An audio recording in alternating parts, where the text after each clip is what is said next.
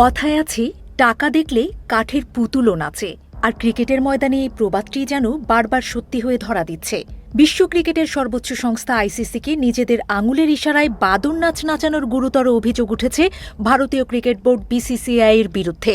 Cricket বিশ্লেষকদের মতে ICC রায়ের বেশিরভাগ ভারত থেকে আসায় আইসিসিকে যেমন খুশি তেমন নাচিয়ে আসছে বিসিসিআই।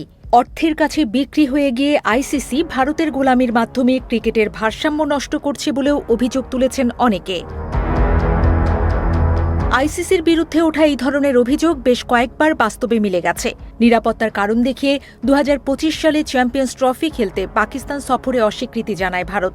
এরপর দেশটিকে সংযুক্ত আরব আমিরাতের দুবাই আন্তর্জাতিক ক্রিকেট স্টেডিয়ামে সবগুলো ম্যাচ খেলার সুযোগ করে দেয় আইসিসি। সম্প্রতি নিরাপত্তার কারণ দেখিয়ে ভারতে খেলতে যেতে অস্বীকৃতি জানায় আইসিসির আরেক সদস্য দেশ বাংলাদেশ। তবে এবার পাল্টে যায় আইসিসির আচরণ।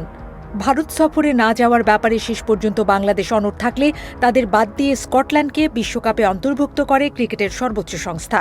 দুই দেশের প্রতি আইসিসির এমন আচরণের পরে উঠে আসে টাকা ও ক্ষমতার প্রসঙ্গ। এই যে ভারতের সঙ্গে একরকম আর অন্য দেশের সঙ্গে আইসিসির ভিন্ন রকম আচরণ, এটা তো আর শুধু শুধু নয়, এর পেছনে রয়েছে অর্থ। ভারত ক্রিকেট শক্তিতেও অবশ্যই বাংলাদেশের থেকে এগিয়ে, কিন্তু আধুনিক আন্তর্জাতিক ক্রিকেটে ক্ষমতার মাপকাঠি আর শুধুমাত্র মাঠের পারফরমেন্সে সীমাবদ্ধ নেই। আজ ক্রিকেটের আসল ক্ষমতা লুকিয়ে আছে বোর্ডরুমে, টেলিভিশন সম্প্রচার চুক্তিতে এবং রাজস্ব বণ্টনের অঙ্কে। এই বাস্তবতার কারণেই ভারত এখন ক্রিকেটের মোড়ল হয়ে উঠেছে। আইসিসির রাজস্ব ও বণ্টন ব্যবস্থাও তাই ভারতের ইঙ্গিতে চলে। বিশ্বজুড়ে ক্রিকেটের উন্নয়ন ও প্রসারের লক্ষ্যে প্রতিষ্ঠিত হয়েছিল আইসিসি। দীর্ঘদিন ধরে সংস্থাটির রাজস্ব বণ্টন তুলনামূলকভাবে ভারসাম্যপূর্ণ ছিল, কিন্তু স্যাটেলাইট টেলিভিশন, ডিজিটাল মিডিয়া এবং বিপুল অঙ্কের সম্প্রচার সত্ত্বের যুগে ক্রিকেটের অর্থনীতি আমূল বদলে যায়। আর এই পরিবর্তনের সবচেয়ে বড় সুবিধাভোগী হয়ে ওঠে ভারত। ভারতের উত্থান ক্রিকেটের বাণিজ্যিক শক্তি হিসেবে মূলত জনসংখ্যা ও দর্শক সংখ্যার উপর নির্ভরশীল। 1 বিলিয়নের বেশি মানুষ, ক্রিকেট পাগল দর্শক এবং বিশাল টেলিভিশন বাজার ভারতের ম্যাচগুলোকে করে তোলে বিজ্ঞাপনদাতাদের স্বপ্নের পণ্য।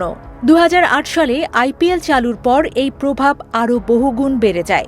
ফ্র্যাঞ্চাইজি ক্রিকেটের এই মডেল ক্রিকেটকে রীতিমতো বিনোদন শিল্পে পরিণত করে। 2010-এর দশকের মাঝামাঝি সময়ে এই আর্থিক বাস্তবতা আইসিসির শাসন কাঠামোতেও প্রভাব ফেলতে শুরু করে। 2014 সালে ভারত, অস্ট্রেলিয়া ও ইংল্যান্ডকে কেন্দ্র করে চালু হওয়া তথাকথিত ক্রিকেটের 3 মোড়লের মডেল এই পরিবর্তনের সবচেয়ে বড় উদাহরণ। যদিও পরবর্তীতে কাঠামোটি সংশোধিত হয়, তবু মূল দর্শন থেকে যায় একই। অর্থাৎ আইসিসির সাথে বাণিজ্যিক অবদান যে দেশের সবচেয়ে বেশি, রাজস্ব বণ্টনও সে দেশকে বেশি লভ্যাংশ দেওয়ার রীতি চালু হয়। বর্তমান আইসিসি রাজস্ব কাঠামোয় সবচেয়ে বড় অংশ পায় বিসিসিআই। অন্য যে কোনো দেশের তুলনায় ভারতের ভাগ উল্লেখযোগ্যভাবে বেশি। টাইমস অফ ইন্ডিয়ার তথ্যানুযায়ী আইসিসির রাজস্বের 38.5% একাই বাগিয়ে নেয় ভারত। কারণ আইসিসির আয়ের 80%-এরও বেশি আসে ভারতীয় বাজার থেকে। বিসিসিআইয়ের যুক্তি স্পষ্ট, আইসিসির মোট আয়ের বড় অংশ যেহেতু ভারতীয় বাজার থেকে আসে, তাই তাদের বেশি অংশ পাওয়াটাও ন্যায্য।